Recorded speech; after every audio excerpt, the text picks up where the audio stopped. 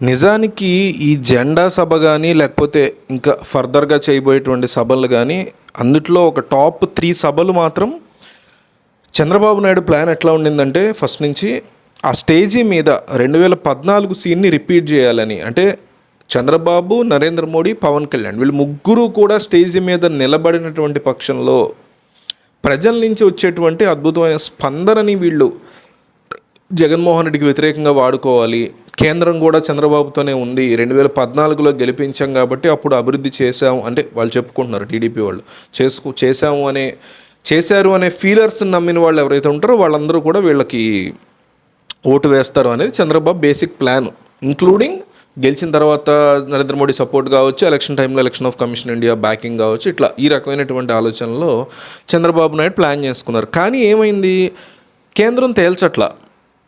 ఆంధ్రప్రదేశ్లో మీకు కావాల్సినటువంటి సీట్లు ఇస్తామరా నాయన, ఎన్ని కావాలో చెప్పండి అన్నా కూడా, ఎంపీలు ఇస్తామన్నా కూడా ఒక 5-6 ఎంపీలు, దానికి కూడా బీజేపీ లెక్క తేల్చట్ల. ఇన్ని కావాలి మాకు ఇవ్వగలరా అని కూడా ఓపెన్గా అడగట్ల. ఇటువంటి పరిస్థితుల్లో చంద్రబాబు లాంటి పొజిషన్లో ఉన్న వాళ్ళు ఏం చేస్తారు, ఆయన కాస్త వెయిట్ చేశారు. వెయిట్ చేసిన తర్వాత ఏం చేశారంటే తెలివిగా జన బలం ఎంతో చూపించాలి మనం వీళ్ళకి.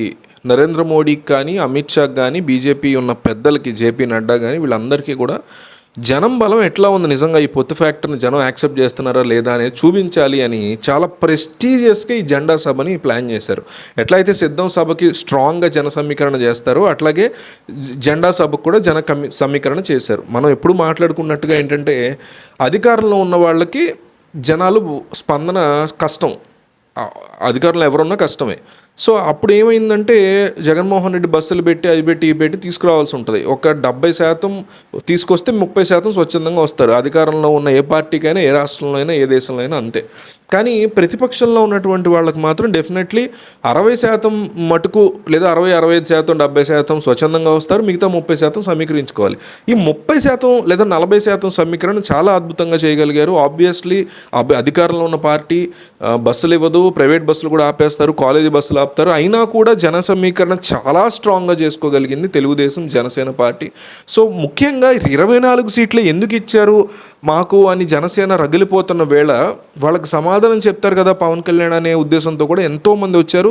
పైగా ఇది ఉభయ గోదావరి జిల్లాల్లో ముఖ్యమైన తాడేపల్లిగూడెం ప్లేస్లో పెట్టబట్టి బాగా జన సమీకరణ జరిగింది. దీంతో ఏమైందంటే ఢిల్లీలో సిద్ధం సభకి అధికార పార్టీ తెచ్చుకున్న దానికంటే మేమే జన సమీకరణ చేయగలిగాం, జనం స్వచ్ఛందంగా వచ్చారు మాకు ఎక్కువగా అని ప్రూవ్ చేసుకోగలిగారు చంద్రబాబు, పవన్ కళ్యాణ్. దాంతో నరేంద్ర మోడీ ఇప్పుడు దిగుతున్నారని, ఒక 5-6 ఎంపీ సీట్లకి యాక్సెప్టెన్స్ పొత్తు విషయంలో ఇవ్వబోతున్నారని, కానీ గెలిచిన తర్వాత పరిణామాల విషయంలో వాళ్ళ కొన్ని కండిషన్స్ ఉన్నాయి. వాటిని వీళ్ళు కనుక యాక్సెప్ట్ చేస్తే డెఫినెట్లీ త్వరలో కమింగ్ 1 వీక్లోనే పొత్తుని అనౌన్స్ చేయబోతున్నారు అనేటువంటి మాటలు మనకు చాలా గట్టిగా వినిపిస్తున్నాయి.